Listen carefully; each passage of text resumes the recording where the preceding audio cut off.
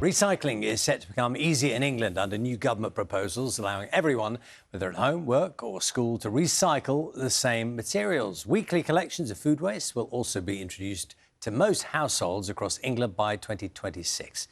Our environment correspondent Jonah Fisher has more.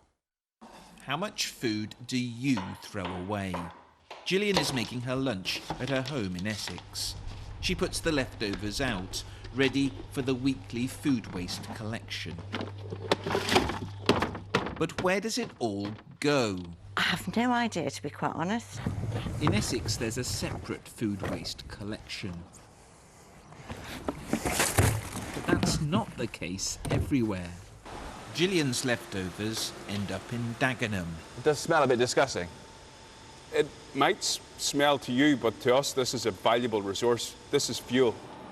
At this anaerobic digester, the food is mashed up and water added. This is soup, which we feed into the digester. Soup? You actually call this soup? Yes. That soup then emits a gas that's used to generate electricity.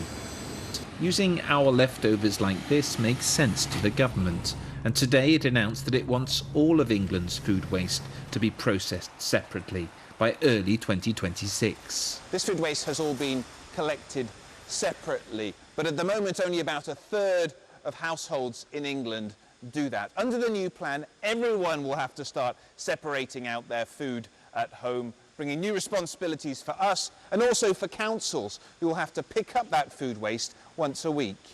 All the other nations have been implementing separate food waste collections for several years, so England is really quite far behind. So what about our dry recycling? The proposal that we should force you to have 7 different bins in your home. I've scrapped it. With 7 bins off the table, if they were ever on it, the government has decided to keep things simple.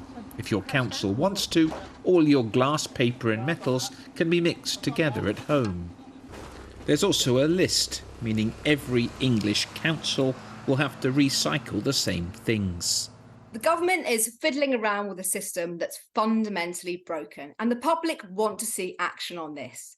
The government needs to get serious about dealing with this problem, and that means backing measures that will cut the amount of plastic packaging produced in the first place. Back at the anaerobic digester, what's left of the food waste soup is sold as fertiliser. This is liquid gold. You may not share his enthusiasm, but at least pause for a moment before you next throw away your food. Jonah Fisher, BBC News, in Essex.